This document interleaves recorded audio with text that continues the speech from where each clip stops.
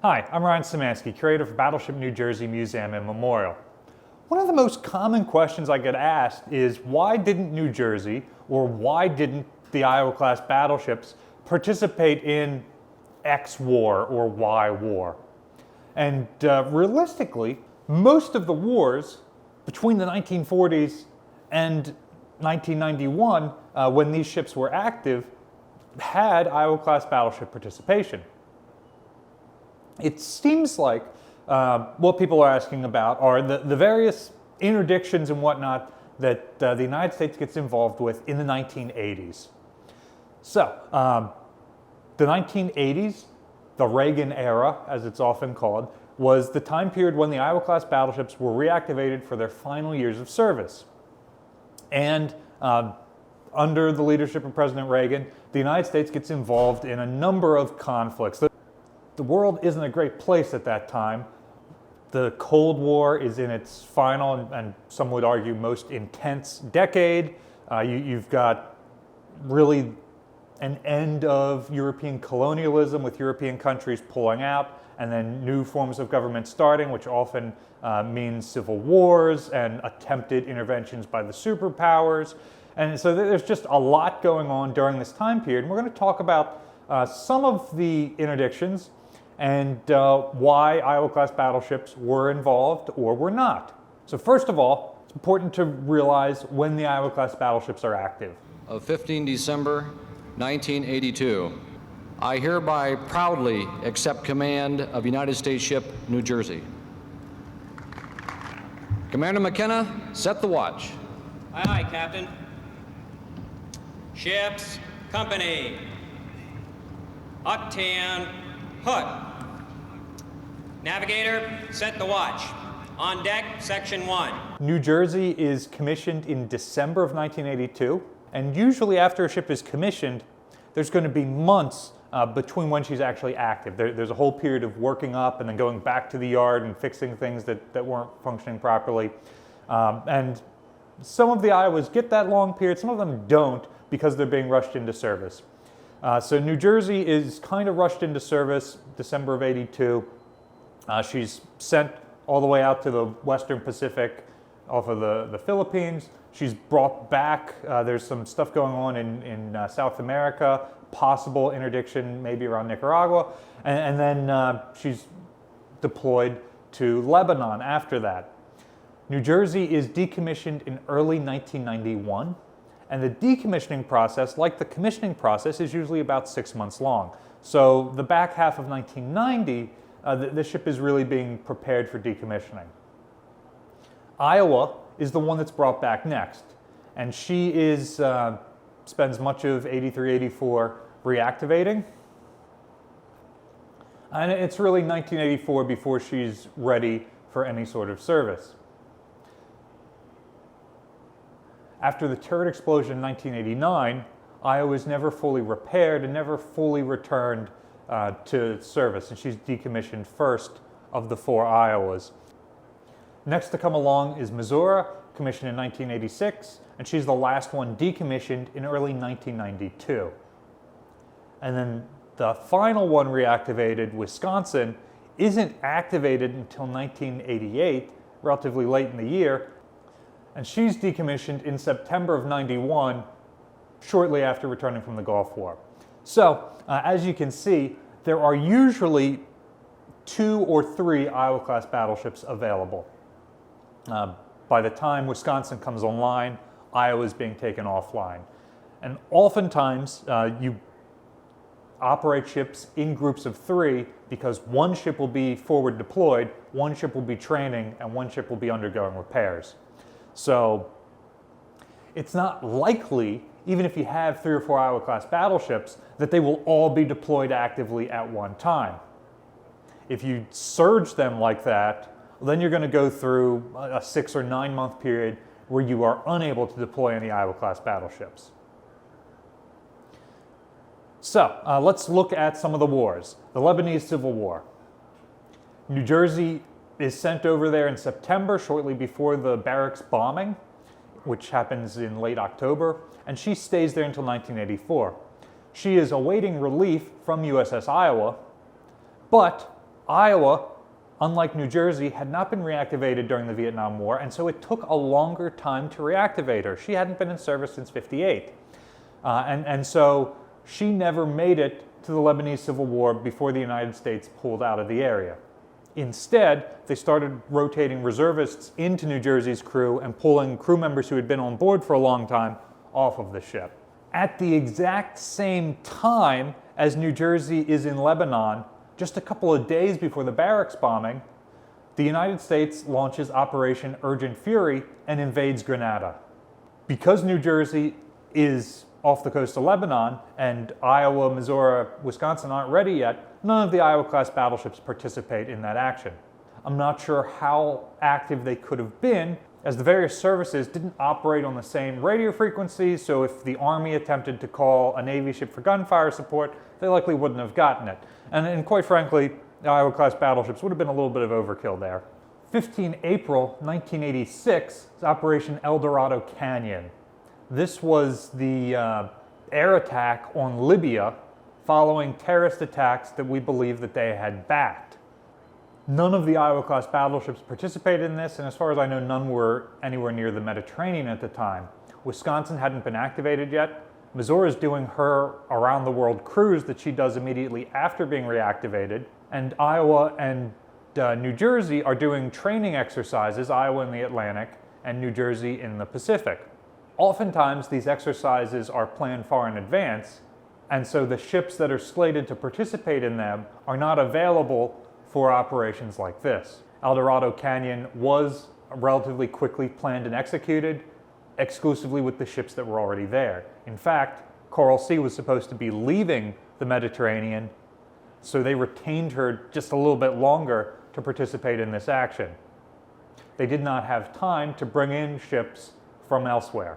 And the Iowa-class battleships had a pretty far in advance planned out system of training, and they were fairly active during the various training exercises of the 1980s. New Jersey participates in a ton of rim pack exercises and other similar exercises. Iowa's always doing a NATO exercise in the Atlantic. It's very important, since these ships are relatively new to modern service, that they're training with our allies and training and working up again. There also might be some political stuff going on here to show that the United States is committing these ships to training with our partners to show how powerful the United States is. The next war that the United States participates in is the Tanker War. This is one of the stages of the decade-long Iran-Iraq War, in which Iraq antagonized Iran into launching attacks on neutral tankers. So the United States reflagged a bunch of those tankers as American ships and escorted them with U.S. Navy warships.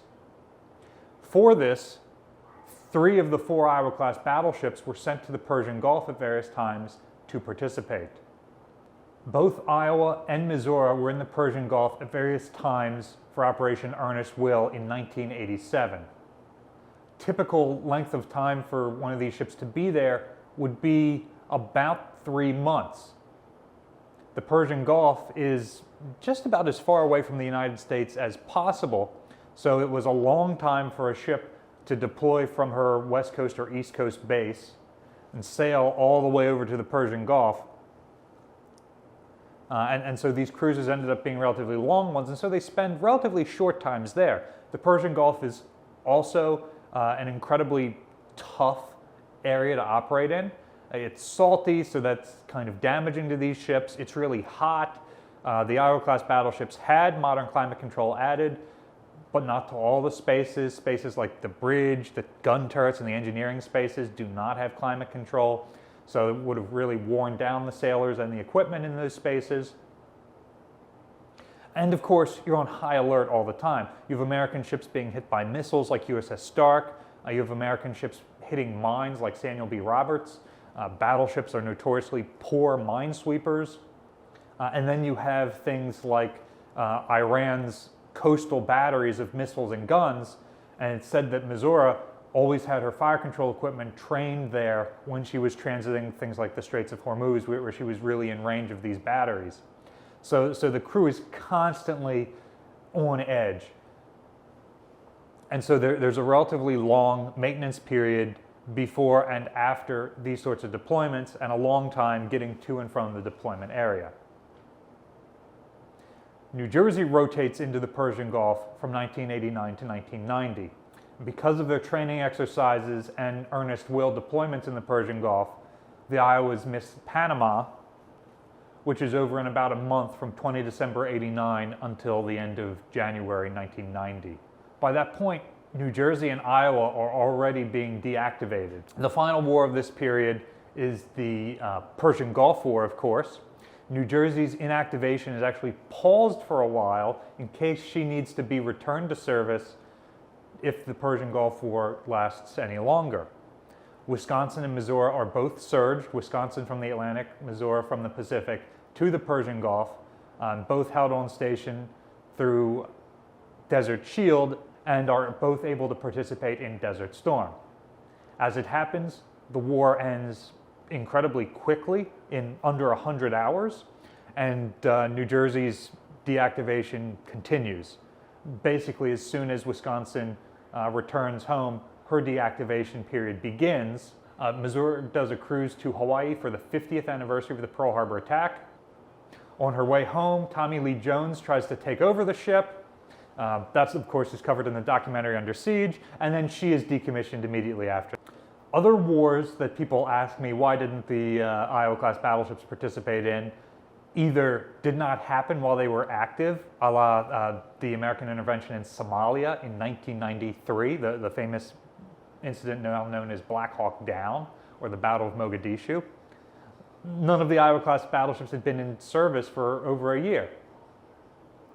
Or things like the Falklands War, that famously does not involve the United States Navy at all. So the answer to the question is the Iowa-class battleships participated in about half of the actions that the United States Navy gets involved in during their 1980s commission. The other half, they are conducting training operations or other goodwill type peacetime operations. So New Jersey participates in the Seoul Olympics. In 1986, she then participates in the Australian bicentennial celebrations. Iowa does goodwill tours of Northern Europe. All these ships are doing training exercises with NATO or RIMPAC nations, depending on if they're in the Atlantic or the Pacific. So they are incredibly active during this period, and in many ways it seems like the Navy is more interested in using them for those sorts of publicity and goodwill things, visiting other countries, participating in training exercises, and actually deploying them in some of these quick conflicts. The idea was that a battleship-centered surface action group would be relatively interchangeable with a carrier battle group. So at that time, if an aircraft carrier battle group was available, oftentimes a battleship battle group was not used. In some ways, it's a shame that New Jersey didn't get sent to one of these other conflicts, because she was just one battle star away from tying Enterprise.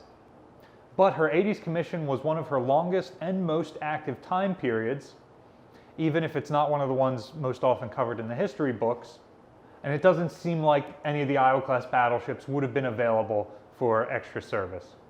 Which action do I wish New Jersey had have participated in? She was just days away from being commissioned on December 6, 1941, when USS Nimitz sails through a time tunnel and ends up at Pearl Harbor. If New Jersey could have participated in the final countdown, that would have been great, but she wasn't in commission yet. Which of these conflicts do you think the Iowa-class battleship should have been used more? And let us know in the comments section down below. Battleship New Jersey receives operating support from the New Jersey Department of State, also from a number of other businesses and private individuals like yourselves. We really appreciate your support. There's a link in the description below if you'd like to donate to support the museum.